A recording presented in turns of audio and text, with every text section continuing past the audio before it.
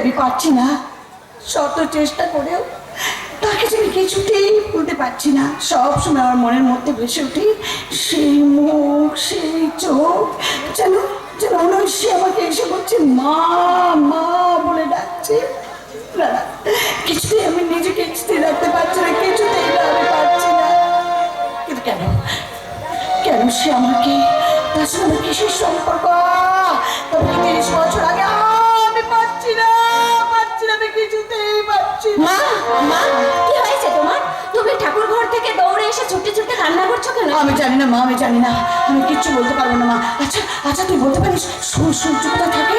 কেন মা, সূর্যকে তোমাকে মনে হয় যে সূর্য দাদাই আমাদের সেই হারিয়ে যাওয়া বর্দা? ওরে জানি না, আমি কিচ্ছু জানি না, আমি কিচ্ছু বলতে পারবো না। আচ্ছা মা, আচ্ছা ঠিক আছে, তোমাকে কিচ্ছু বলতে হবে না, আমি তাহলে ছোটটাকে গিয়ে বলে। ওরে না, ওকে কিছু বলছো, তার সঙ্গে তোর যত রাগ, হয়তো ওকে ধরে মারবে, নয়তো ওকে জেলে পড়ে দেবে। না না না, আমি সহ্য করতে পারবো না, আমি কিছুতেই সহ্য করতে পারবো না, কিছুতেই না মা, কিছুতেই না।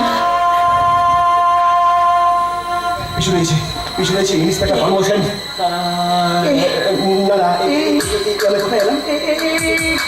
এটা কোথায় এলাম? কার বাড়ি? এই বাড়িতে আমি কখনো এসেছি? না না, আমি এখান থেকে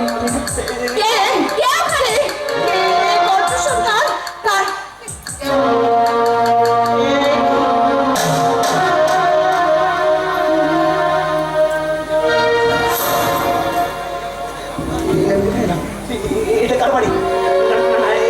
এখন কেউ নেই, আমি এখান থেকে পালাই।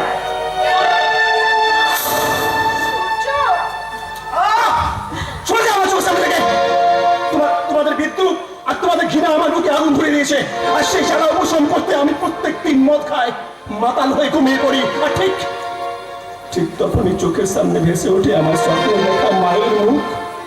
সে যে রস্ত্র পড়া কণ্ঠে বলে, খোকা খোকা, তুই বেজুর মানুষ, তুই বেজুর মানুষ।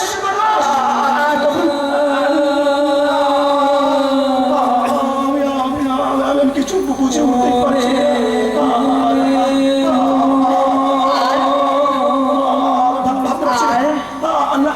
আর রাগ নয় বাবা, এবার সব রাগ বলে তুই আমার বুকে ঝাঁপিয়ে পড়। আমি কিছু ভালো আছি না।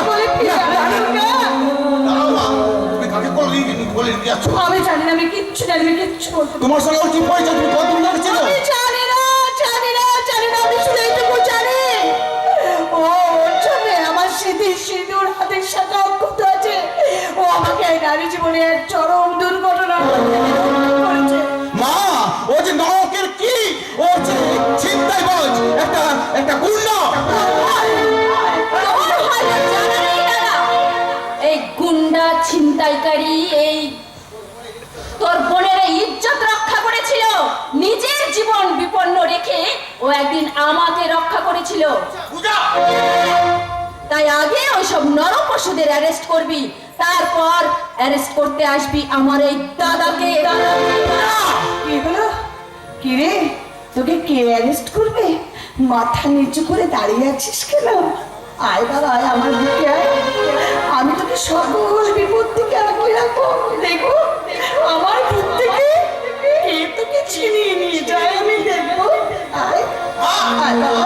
না না, একদম না, আমাকে একদম ছবে না। আমি সূর্য, যা ভয়ঙ্কর থেকে তোমার জ্বলে পুরো ছাই হয়ে যাবে, তাই সূর্যের চোখে পানি আছে শুধু আগ, আর আগ নিভাতে চাই। শালা বহুত খুন, अरे उसके लिए पहले बलिदान होगा। इंस्पेक्टर मोहसन,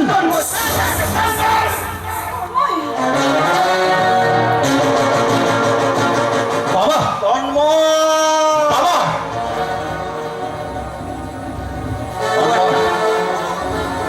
ও একটা নরকের কীট বাবা। আমি জানি, আমি সব জানি তন্ময়। ও একটা গুন্ডা, ও একটা বদমাইশ, কিন্তু ও নিজের জন্য নয়, ও পরের জন্য। জানিস তন্ময়, অভাবীর হাতে অন্ন বস্ত্র তুলে দেয় সে এই সূর্য। কন্যা দায় বস্ত্র পিতার হাত থেকে ওই কন্যা দায় থেকে উদ্ধার করে যে সে এই সূর্য।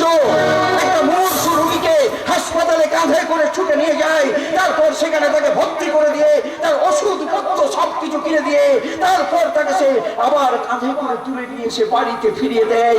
সে হচ্ছে এই সূর্য। ও না থাকলে এতদিন তোর বাবা হয়তো স্বর্গে বাস করতে যেত নয়, তোর সামনে দাঁড়িয়ে থাকা তোর ওই বাবার ছবিটা আজ ওই ঘরের দেওয়ালের মধ্যে প্রতিচ্ছবি হয়ে টাঙা থাকতো। জানি জানি, আর ওই একটা কারোর জন্য তো সিন ক্রিয়েট করছে বাবা। তন্ময়,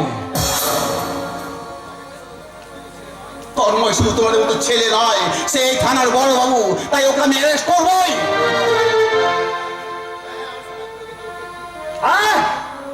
আমি সমাজ বিরোধী, এই নরকাটিট।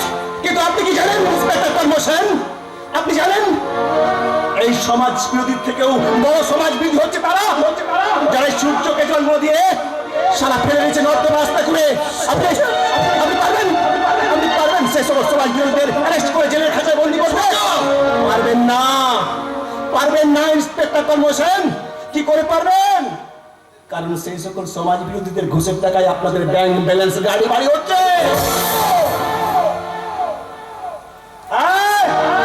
আমি সূর্য, সূর্য সে দেখাচ্ছে আপনি তো সফটওয়্যারটা চিরদিনের মতো স্তব্ধ করতে পারে, কিন্তু কিন্তু এমন দেবীর মতো যার মা, দেবতার মতো যার বাবা, আর ফুলের মতো নিষ্পাপ করে চলো তবে ছেড়ে দিলাম না। সূর্য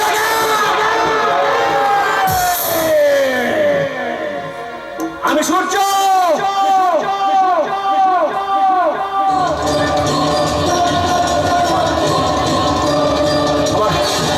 আমার অজান্তে কি আমাকে অপরাধী সাজালে, কিন্তু বিনা দোষে আমি কোনো শাস্তিতে প্রস্তুত নই। আজ থেকে তোর সাথে আমার যুদ্ধ শুরু। আর এই যুদ্ধে পৃথিবীতে আমাদের অধিকার শুধু একজনে থাকবে, তন্ময় সেন। না হয় সারা এগিয়ে জন্মা সূর্য।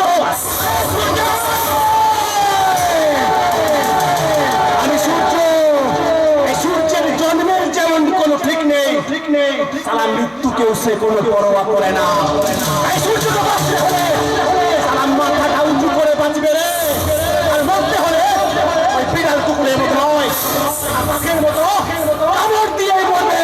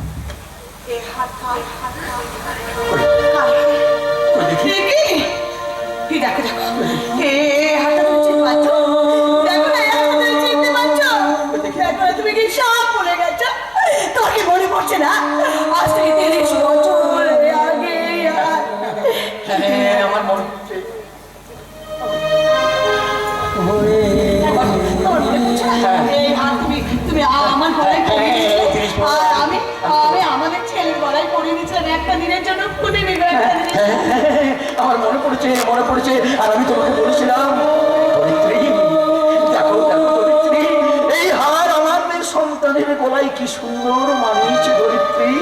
তুমি তুমি বুঝতে পারছো না? এ আর তোর কাছেই থাকবে গো। তার লোকে দেখার পর থেকে আমার মরতে হৃদয়টাকে মনে হাজার করে ডুবলে ডুবলে কেঁদে উঠেছিল। ওকে দেখার পর আমার মনের মধ্যে একটা বিশাল ঝড় উঠেছিল।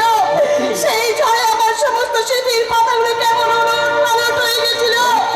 আমি শত চেষ্টা করেও তাকে কেন মেলাতে পারছিলাম না।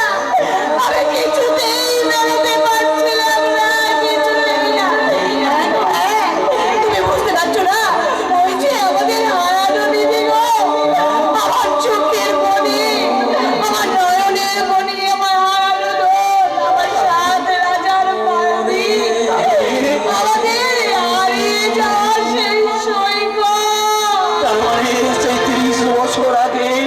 ওই সমুদ্রে আকাশ ব্রহ্মাণ্ডের মাঝে হারিয়ে যাওয়া আমাদের প্রথম সন্তান সেই সৈকতি এই সূর্য ধরিত্রী।